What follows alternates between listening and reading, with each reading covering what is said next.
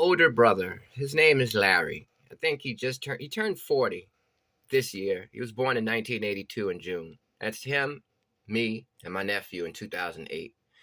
My brother is what you call a live wire. A live wire in the sense that he's always been popular. He's always had a lot of women. These are my brother's children, me, a few years ago. He's always been a popular guy ever since he was young.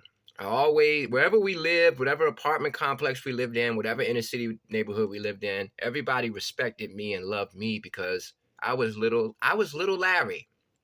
He was always so popular that his popularity always rubbed off on me, and it kind of made me, a prince in the neighborhood, I guess you could say. My brother, he's been through a lot. But what I want to talk about today is the time that my brother got shot 5 times. These are his daughters. My brother got shot 5 times in the year 2005. 2005 was one of the worst years in my city. The homicide rate was extremely high. And unfortunately, my brother became a victim that year. In 2005, my brother didn't have any children. He was probably about 23 or 24 years old. And my brother was hustling in a project. My grandmother lived in this particular project. My brother wasn't from this side of town. We're from the south side of Richmond, Virginia. My grandmother lived in the east side, where all the projects are. Fairfield Court, Mosby Court, Creighton Court. Homicides are very high in that part of town. My grandmother didn't live in a project, but she lived in an apartment complex that was in the vicinity of the projects. And that area was claimed by a project. Now, my grandmother had been living in this neighborhood for over 30 years. So we weren't strangers to that community, but we weren't welcomed by that community. So when my brother fell on hard times and he had to actually move in with my grandmother, he carried his ways from Southside Richmond to the east end of Richmond. He was having sex with a bunch of girls. He's a pretty boy. He can spit that game. He's very charismatic. And, women flock to my brother. I mean, they love him. I mean, he's very charismatic. He's very interesting, very cool. Like I said, he's always been popular.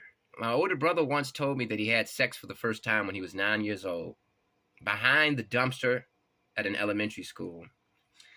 So my brother was living with my grandmother because he had gotten on hard times, didn't have anywhere else to go. You can always go to grandma's house. Grandma lets him stay. He starts selling drugs, selling crack in the projects. The guys in that part of town don't like him. First of all, he's a light-skinned guy, so you know how it is in the hood. They think that you're soft because you're light-skinned.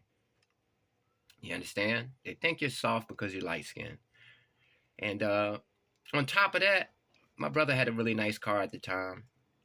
My brother was getting money in the projects, and he was also having sex with everybody's girlfriend. Now, he was a young man at the time. He didn't have any children. So one night, my brother was putting the thing on his steering wheel, right? The gear shift to protect it from getting stolen, because he had a Cadillac, and I think it was on like 24-inch rims or something like that. That was the style back in 2005. People used to get these old cars, Chevy Impalas, this and that, put it on big wheels. And so he's putting the thing on it, right?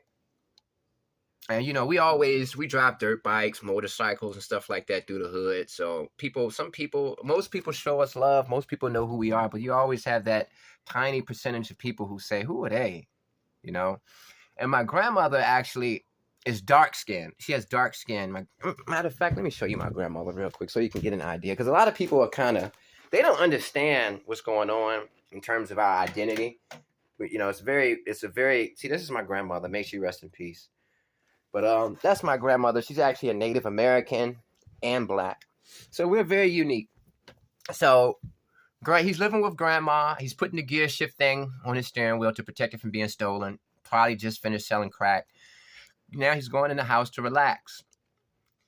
He told me that as he's walking to the apartment door, he could notice some guys across the street. and they're yelling his name, Larry, Larry, hey Larry, and you know, he looked over, yo, what's going on? He thought they might have wanted to buy some weed or maybe some crack, so he stopped and he's waiting for these guys to meet him. They're across the street, and he's on the other side of the street waiting for them to come close. He's not walking towards them; they're walking towards him.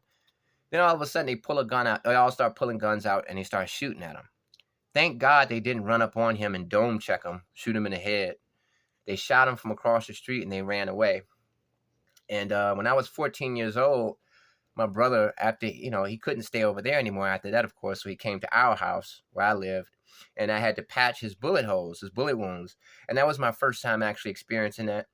He had he got shot in his legs 5 times, in his butt. So we had to pack his bullet wounds. And it was crazy, man, because he told me that was more painful than getting shot. And yeah, and then come to find out, the person who actually set everything up was my brother's best friend in that area. There was a guy named Mike, and Mike was originally from the east side. We're from south side Richmond. Mike is from east side Richmond, but like I said, my grandma lives in east side Richmond. She's been over there for 30 years, so we know everybody over there. But they don't like us because our skin color is light. They don't think, and my brother's getting all the girls. I'm kind of doing the same. I'm not doing that. They just don't like us. They don't like us because they feel like these dudes are not from this part of town. They don't belong over here. They got to be soft because they're light skinned. He's getting money. He's got a nice car. He's having sex with all the girls in the area. We just don't like him. And his homeboy, Mike, figured, hey, we can rob them. But thank God they weren't gangsters, because everybody that shoots guns is not a gangster, because a real gangster would have came across that street and dome checked them and shot him in the head. But they didn't. And my brother was able to run to the apartment. My grandma heard the gunshots, opened the door. Instinctively, that's what people do in the hood. They open up the door just in case a relative has to hurry up and fall in there. And my brother survived, man. He survived. And it was a crazy experience, man. Crazy experience. And then 3 years later, my cousin got murdered in 2008. So I would say 2005, that's when I started getting acquainted with death. I've been acquainted with death for a long time. In the 90s, my brother's 8 years older than me. So in the year 2000, in 99, I'm 8 years old. He's like 16. So at 16, he started losing friends to homicide. So I probably went to about 15 funerals from 99 to 2001. So by 2005, I'm kind of already knowing what it is. But yeah, man, that's my brother, man. He survived. He's doing well. He's an inspiration. He's a... he had a lot of struggles in his life. But one thing about my bro, he didn't get married. He didn't have children until he got married. And he's been with the same girl ever since he was 20, 21 years old. That girl that was with him when he got shot, he's still with her to this day. And that's one thing I admire about my brother. That's what it is, man.